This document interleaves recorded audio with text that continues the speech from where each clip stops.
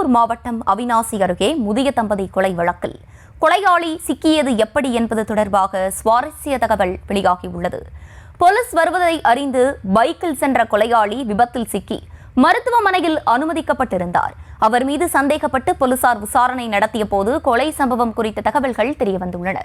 கூடுதல் விவரங்களோடு இணைகிறார் செய்தியாளர் பூபதி. பூபதி, வணக்கம். விரிவான விவரங்களை வழங்கலாம். வணக்கம். அதாவது திருப்பூர் மாவட்டம் அவிநாசி அடுத்த ஊஞ்சப்பாளையம் கிராமம் அமைந்துள்ளது. இந்த பகுதியில் இருக்கக்கூடிய பெரிய தோட்டம் அப்படின்ற பகுதியில தான் இந்த இரட்டை கொலை சம்பவமானது நடைபெற்றுள்ளது. குறிப்பாக இந்த இரட்டை கொலை தொடர்பாக காவல்துறையினருக்கு தகவல் அதாவது அக்கம் பக்கத்து தோட்டத்து வீட்டுக்காரர்கள் தகவல் அளித்த நிலையில் அந்த கொலை நடந்த சம்பவத்தின் போது அந்த சந்தேகப்படும் அந்த கொலை குற்றவாளியான அவரும் அந்த சம்பவ கொலை நடந்த இடத்தில் இருந்துள்ளார். பின்னர் காவல்துறை வருவதை அறிந்த அந்த நபர் அங்கிருந்து புறப்பட்டு இருசக்கர வாகனத்தில் வெளியே சென்ற நிலையில் பழங்கரை என்ற பகுதியில் செல்லும் போது அவர் விபத்திற்கு உள்ளானதாக கூறப்படுகிறது. இந்த நிலையில் அந்த விபத்து ஏற்பட்ட அந்த நபரை அக்கம் பக்கத்தினர் மீட்டு அவிநாசி அரசு மருத்துவமனைக்கு அனுப்பிய நிலையில் அங்கே அவருக்கு சிகிச்சை அளிக்கப்பட்டு வருகிறது. அவருக்கு கால் மற்றும் கைப்பகுதியில் காயம் ஏற்பட்டுள்ளதாகவும் காவல்துறை வட்டாரத்தில் கூறப்படுகிறது.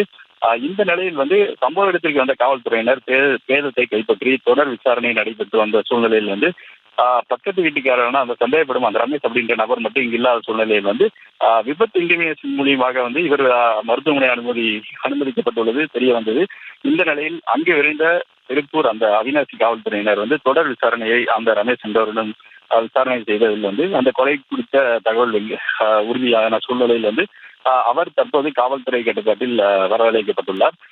இது மட்டும் இல்லாமல் இந்த பகுதியை பொறுத்தவரை மோப்பநாய் வரவழைக்கப்பட்டு அந்த மோப்பநாயானதும் அதாவது கொலை நடந்த இடத்திற்கும் பக்கத்து வீடுதான் அந்த ரமேஷ் வீடு என்பதால் மோப்பநாயும் பெரும்பாலும் இவரது வீட்டை சுற்றியே வந்துள்ள சூழ்நிலையிலும் அங்கே இருக்கக்கூடிய அந்த கட்டை மற்றும் அறுவாள் உள்ளிட்ட பல்வேறு இடங்களிலும் அதாவது தடயவியல் நிபுணர்களும் அவர்களுடைய கைரேகை மற்றும் அந்த சம்பவம் நடந்த இடத்தில் இருக்கிற கைரேகையும் தொடர்ந்து சேகரித்து வருகின்றனர். இந்த கொலை சம்பவம் தொடர்பாக காவல்துறையினர் விரைந்து அந்த குற்றவாளியை உறுதி செய்துள்ளனர்.